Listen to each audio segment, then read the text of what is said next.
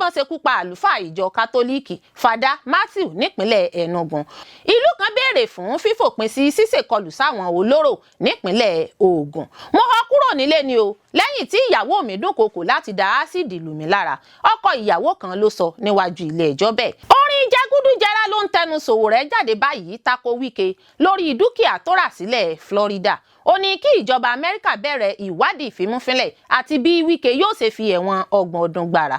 Ó mà ṣe o, àdó olóró látojú òfurufú ṣekú pa èèyàn 78 78 lásìkò ìrun nínú mọ́sálásí nílẹ̀ Sudan. Olórí Olúwaṣìndárayọ̀ nínú ayé tèmi ni oníròyìn yín. Ẹ gbọ́ àtúpalẹ̀ àwọn ìròyìn náà lẹ́kùnrẹ́rẹ́. You are welcome to Drive TV. If you're new to this channel, consider subscribing so you won't miss out any of our latest video. Àwọn agbébọn ṣekú pa àlùfáà ìjọ kátólíìkì Fada Matthew nípínlẹ̀ Enugu. Wọ́n tún sọ́sẹ́ láabi wọn o.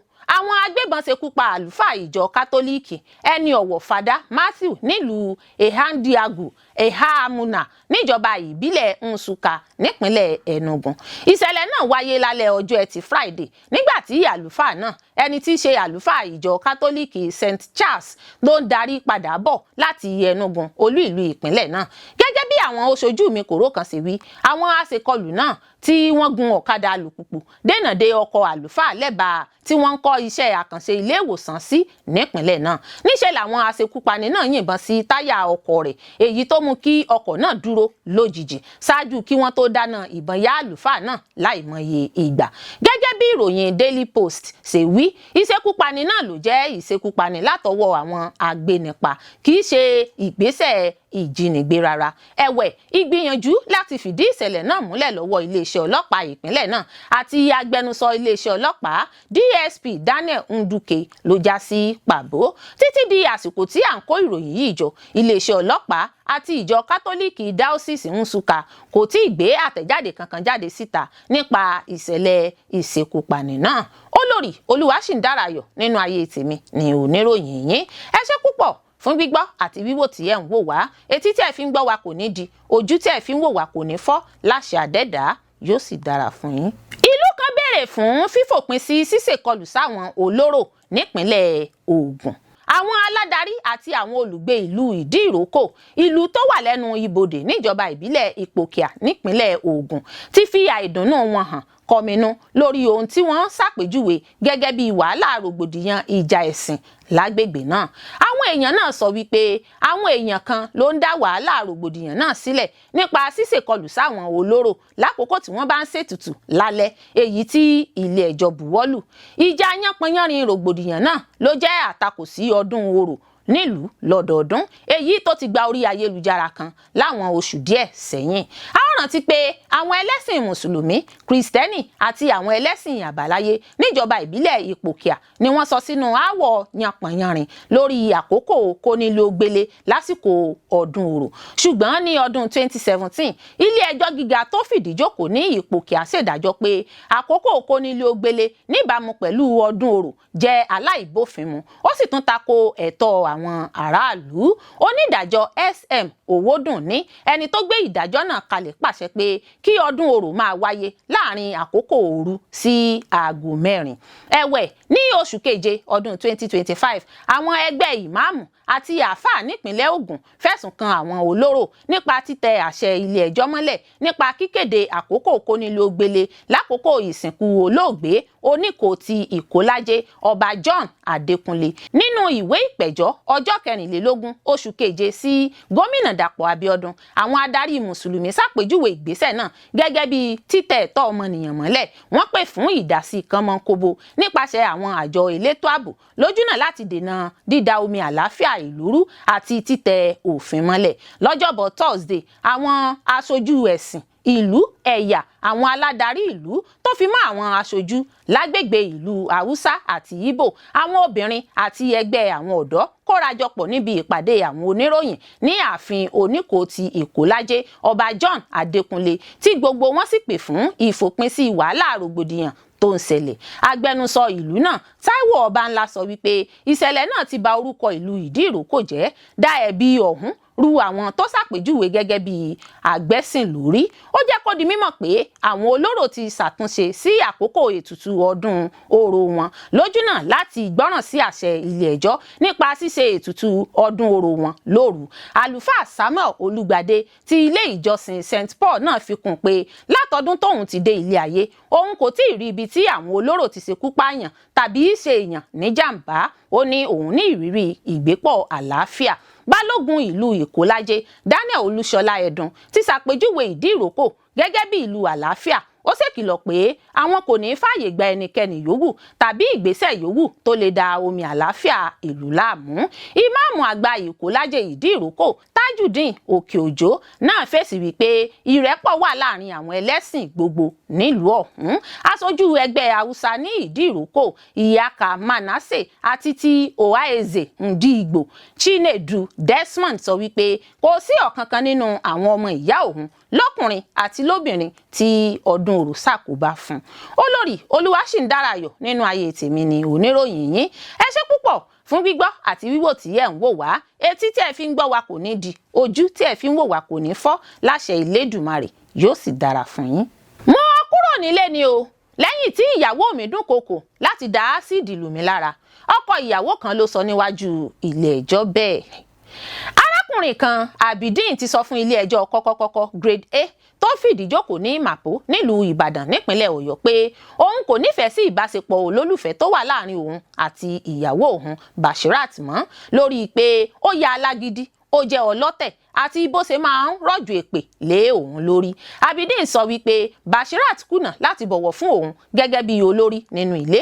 Gẹ́gẹ́ bó ṣe wí, ó ní ìyàwó òun kò kí ń tẹ̀lé àṣẹ òun nínú ilé, níṣe ló máa ń bá òun jà lórí àwọn ìṣẹ̀lẹ̀ tí kò tó nǹkan. Olùfẹjọ́sùn náà fi kún pé olùjẹ́jọ́ ṣe ohun tó burúkú jáì nígbà tó ń dúnkokò láti da ásíìdì lu òun lára. Abidin rọ ilé ẹjọ́ kí àwọn ọmọ wà lábẹ́ òrùlé òun. Níṣe ni Bashirat da àwọn ẹ̀sùn tó pè takò nù bí omi ìsanwó, ṣùgbọ́n tó fọwọ́ sí kí ìpínyà wà kí tírélà gba àárín òun àti ọkọ. Níṣe ló tún fà kékọrí pé kí àwọn ọmọ má wà lábẹ́ òrùlé ọkọ. Olùjẹ́jọ́ náà tún ṣàlàyé pé olùfẹjọ́sùn kàn nípa fún òun láti máa lo ìjáàbù àti láti máa bo gbogbo ara òun, tí òun sì ṣe bẹ́ẹ̀ gẹ́gẹ́, èyí tí kò sì sọ fún òun nípa rẹ̀ tẹ́lẹ̀ lákòókò tí àwọn ń ṣe wọléwọ̀de ìrìn àjò olólùfẹ́.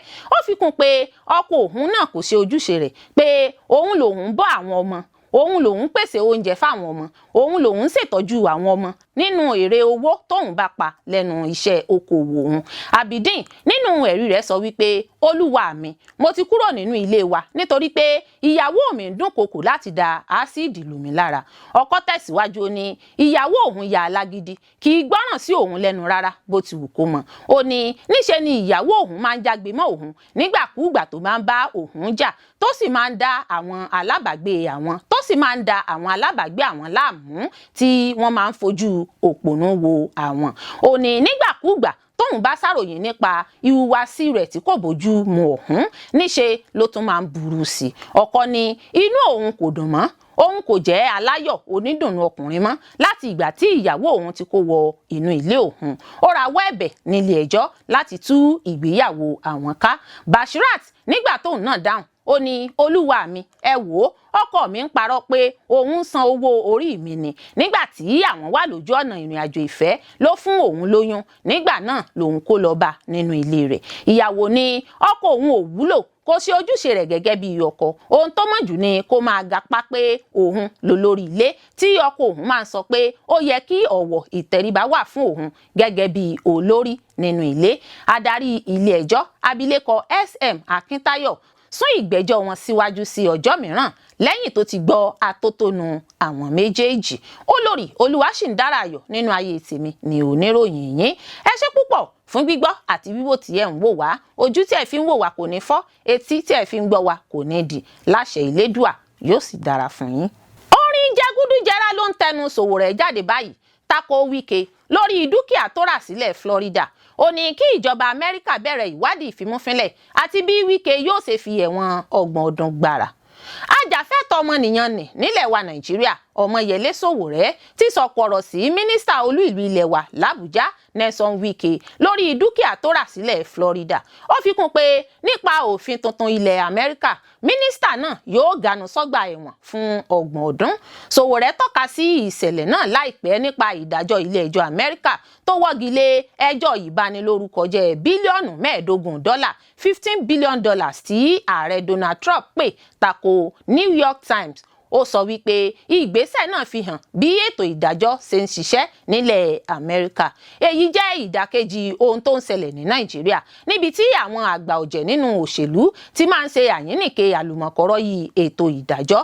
Sowore ṣàpèjúwe Wike gẹ́gẹ́ bí olè àgbáyé international thief, ẹni tó gbówó kalẹ̀ ní káàsì fi ra dúkìá sí Florida, ṣùgbọ́n tó purọ́ pé àna òun ló ra dúkìá náà fún ìyàwó àti àwọn ọmọ òun.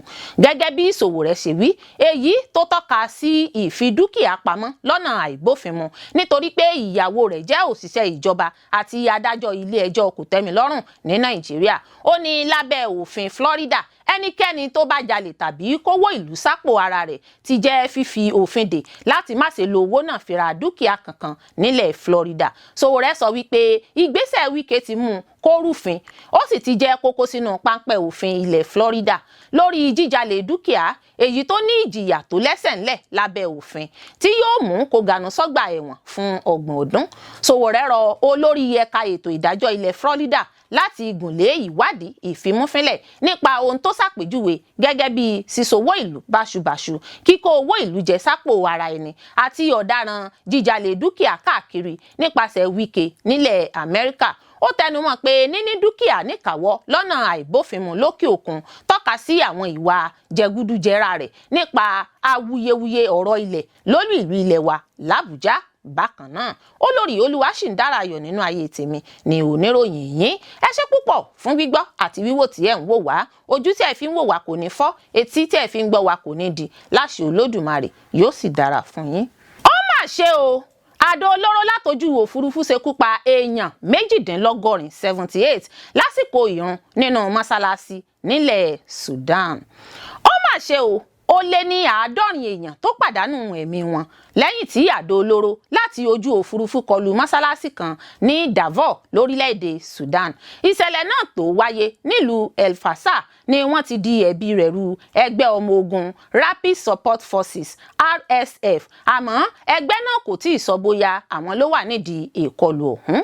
Láti nǹkan bíi ọdún méjì sẹ́yìn ni ọmọ ogun Sudan àtàwọn ọmọ ogun RSF ti ń kojú ìjà sí ara wọn. Àjọ RSF ń borí ogun náà bí wọ́n ṣe ń gba ọ̀pọ̀ ilẹ̀ ní El Fasher, èyí tó jẹ́ ibi tí ọ̀pọ̀ ológun wà tí aráàlú tí iye wọn lé ní 300,000 tí a sí báyìí látàrí ìjà náà.